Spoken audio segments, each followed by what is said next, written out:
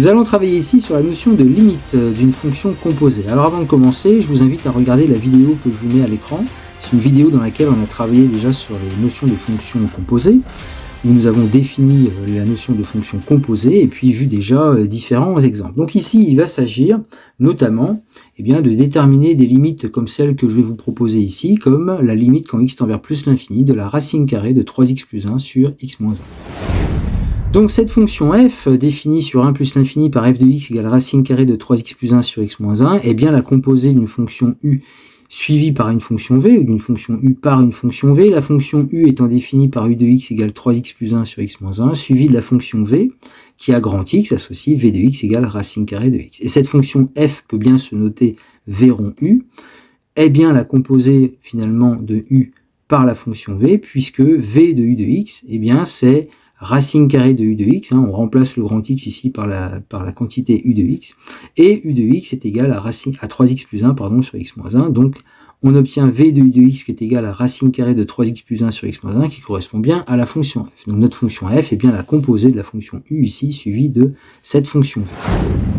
Et donc la détermination d'une limite de fonction composée va se passer, on va dire, en deux étapes. Deux étapes parce que justement, il y a deux fonctions. La première fonction, c'est la fonction u de x, qui est égale ici à 3x plus 1 sur x moins 1. Et donc on commence toujours par déterminer la limite quand x tend vers plus l'infini de cette fonction u de x.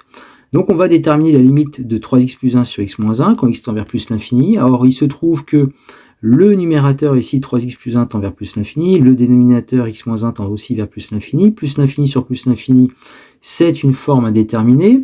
Là, je vous mets à l'écran la vidéo dans laquelle on avait travaillé sur les notions de limite dans le cas des formes indéterminées. Et nous avions vu justement dans cette vidéo que la technique était alors de factoriser par le terme le plus fort. Donc le plus fort au numérateur c'est x, au dénominateur c'est x aussi. La factorisation va donner pour le numérateur x facteur de 3 plus 1 sur x, au dénominateur x facteur de 1 moins 1 sur x. On simplifie par x cette fraction et nous obtenons la limite quand x tend vers plus l'infini de 3 plus 1 sur x sur 1 moins 1 sur x. Or, quand x tend vers plus l'infini, 1 sur x tend vers 0, donc au numérateur et au dénominateur, et donc nous obtenons comme limite 3 sur 1, c'est-à-dire 3. Ce qui veut dire que quand la variable x tend vers plus l'infini, cette quantité, en fait, tend vers 3. Maintenant, que se passe-t-il pour la fonction racine carrée quand la quantité, justement, est proche de 3? Et c'est là qu'apparaît une notation, une méthode, qu'on va utiliser après pour les autres cas de fonctions composées, qui va être la suivante, cette méthode, à savoir que quand on va donc dire limite quand x tend vers plus l'infini de racine carrée de 3x plus 1 sur x moins 1, on va changer de variable en fait, au lieu de petit x, on va mettre grand x. On va poser grand x égale 3x plus 1 sur x moins 1, ce qui fait que dans l'expression qui est là, ça va devenir racine carrée de grand x. Et on vient de voir que quand justement x, la petite variable x ici tend vers plus l'infini, la quantité ici 3x plus 1 sur x moins 1, c'est-à-dire que notre quantité grand x va se rapprocher de 3. C'est le résultat précédent. Et donc maintenant, nous sommes amenés à écrire la limite quand grand x tend vers 3 de racine carrée de grand x. Bien évidemment, ça tend vers racine carrée de 3. Donc voilà ici la technique qu'on va utiliser dans les autres exemples que je vais vous montrer.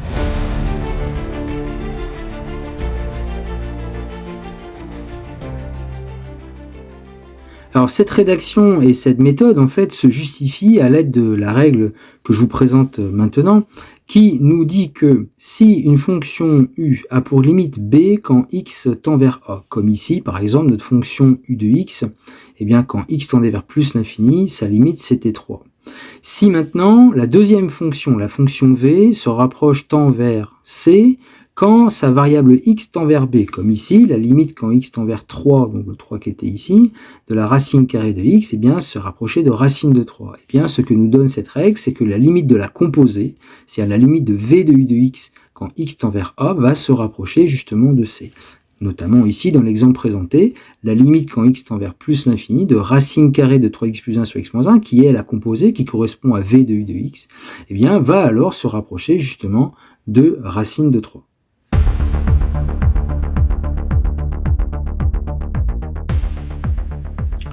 Donc je vous propose maintenant un deuxième exemple avec la limite quand x tend vers 1 plus de la racine carrée de 3x plus 1 sur x moins 1. Donc on commence comme dans l'exemple que je vous ai présenté par la limite quand x tend vers 1 plus de 3x plus 1 sur x moins 1. Alors ça tend vers plus l'infini parce que la limite quand x tend vers 1 de 3x plus 1 ça fait 4, puisque 3 fois 1 plus 1 ça fait 4. La limite quand x tend vers 1 plus de x moins 1 c'est 0 plus. Alors parce que déjà la limite quand x tend vers 1, 1 moins 1 ça fait bien 0.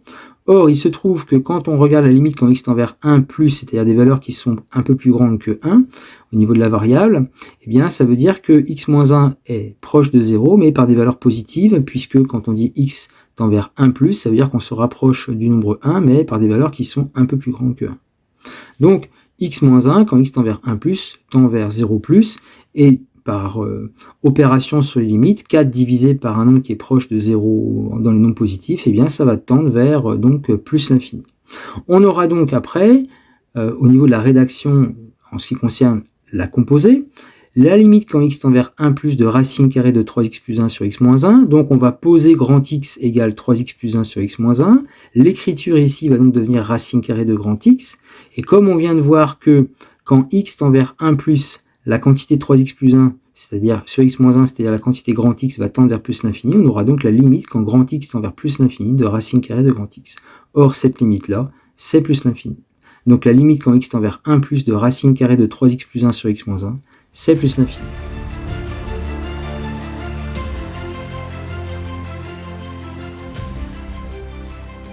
Alors je vous propose ici maintenant des exemples avec la fonction exponentielle. On va déterminer la limite d'abord quand x tend vers plus l'infini d'exponentielle de x au carré plus x. On commence avec la limite quand x tend vers plus l'infini de x au carré plus x, qui est égale à plus l'infini puisque x au carré tend vers plus l'infini, x tend vers plus l'infini, donc par addition ça tend vers plus l'infini. Et maintenant on passe à la composée. Donc on va écrire que la limite quand x tend vers plus l'infini d'exponentielle de x carré plus x est égale à, c'est là qu'on pose grand x égale x carré plus x. Donc cette expression devient exponentielle de grand x, et ça devient la limite quand grand x tend vers plus l'infini, parce que justement on vient de voir que cette quantité tendait vers plus l'infini. C'est le résultat qui est là, que j'ai encadré en rouge. Et cette limite, eh bien on la connaît, mais dans le cours sur la fonction exponentielle, on la connaît avec la variable habituelle. Limite, quand x tend vers plus l'infini exponentielle de x, on sait que ça tend vers plus l'infini. Là, c'est la même chose, c'est juste que notre variable, c'est grand x. Donc, on a le même résultat, à savoir plus l'infini. Donc, je vous propose ici un deuxième exemple avec la limite quand x tend vers 1 moins d'exponentielle de x plus 3 sur x moins 1. Donc, on commence par déterminer la limite quand x tend vers 1 moins de x plus 3 sur x moins 1. Or, le numérateur tend vers 4. 1 plus 3, ça fait 4. Le dénominateur va tendre vers 0. Et là, je vous ramène sur le tableau qu'on a vu dans le deuxième exemple. On avait traité donc le cas de x-1, justement, son signe. Or, quand x est proche de 1, mais cette fois-ci en 1 moins, eh bien x-1 va être proche de 0, mais à valeur négative. Ça veut dire que, au niveau donc, du résultat, la limite en 1 moins de x-1, ça sera 0 moins. Et 4 divisé par 0 en termes de limite, 0 en plus dans les négatifs, eh bien ça donnera comme résultat moins l'infini.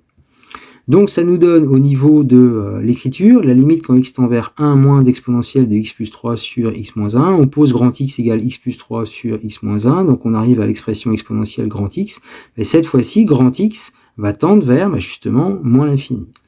Et cette limite, eh bien on la connaît aussi, alors écrite plutôt avec la variable petit x ici, la limite quand x tend vers moins l'infini d'exponentielle de x est 0, mais ici c'est la même limite, mais écrite en fait avec la variable ici grand x, telle qu'elle est écrite ici, et donc cette limite-là, eh bien c'est 0.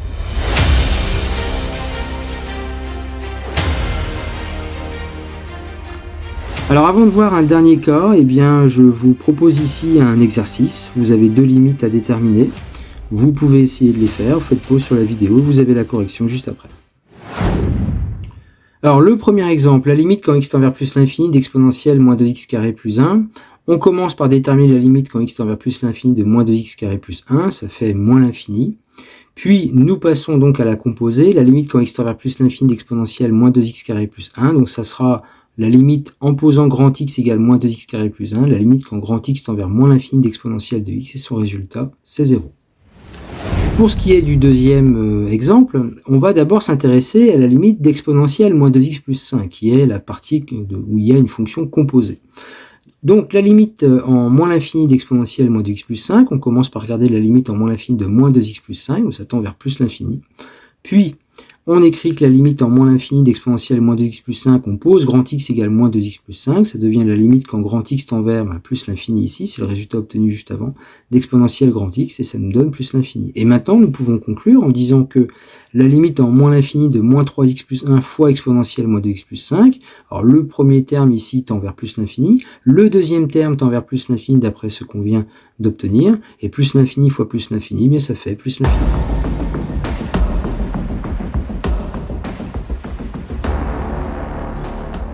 Et pour terminer, je vous propose une dernière limite avec une fonction exponentielle qui va nous amener sur des croissances comparées qu'on a pu voir notamment dans la vidéo que je vous mets à l'écran d'ailleurs. Si jamais vous n'avez pas vu ces croissances comparées, vous pouvez donc travailler sur ces croissances comparées à l'aide de la vidéo que je vous mets à l'écran.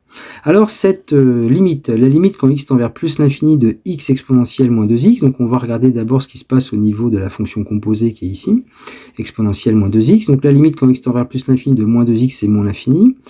Donc, ce qui fait qu'on va avoir de l'exponentielle avec une variable à l'intérieur, une quantité qui tend vers moins l'infini, donc son résultat sera 0. Au niveau de la rédaction, on va écrire comme on a fait limite quand x tend vers plus l'infini exponentielle moins 2x, donc on pose grand x égale moins 2x, et ça devient la limite quand grand x tend vers moins l'infini, le résultat qu'on a obtenu là, d'exponentielle grand x, et ça c'est 0. Au final, on va obtenir quoi? La limite quand x tend vers plus l'infini de x exponentielle moins 2x, celui-ci tend vers plus l'infini, le x, mais exponentielle moins 2x, comme on vient de le voir, ça tend vers 0. Or 0 fois l'infini, attention, ce sont des limites, ça ne fait pas 0, c'est une forme indéterminée ici. Alors, c'est une forme indéterminée, et donc du coup, il va falloir transformer cette expression. Or, on sait que exponentielle moins 2x, c'est 1 sur exponentielle 2x. Ça veut dire que cette écriture, on peut la transformer en x sur exponentielle 2x. Et là, il y a une astuce. L'astuce est de multiplier le numérateur par 2, et donc du coup je fais apparaître un diviseur 2 ici. Autrement dit, cette expression correspond bien à 1/2 fois 2x sur exponentielle 2x. Vous voyez, on peut simplifier les deux et récupérer l'expression qui est là. Vous allez me dire, mais pourquoi on fait ça? Eh bien parce que ici apparaît une croissance comparée, mais un peu cachée pour l'instant. Dans cette écriture, on voit qu'on a la même quantité ici, dans l'exponentielle, et ici au numérateur. Et là, l'astuce est de poser grand x égale 2x. Dans ce cas, ça devient quoi? Ça devient la limite de 1/2 fois grand x sur exponentielle grand x. Quand x tend vers quoi? Le x ici, le petit x tendant vers plus l'infini, cette quantité 2x va aussi tendre vers plus l'infini. Or, il se trouve que dans les croissances comparées avec la fonction exponentielle, on sait que la limite quand grand x tend vers plus l'infini ici de x sur exponentielle de x, c'est 0. Et donc cette limite, eh bien, c'est 0. Donc voilà une astuce ici, dans le cas d'une forme déterminée avec de l'exponentielle, où on fait réapparaître une croissance comparée pour déterminer justement la limite demandée.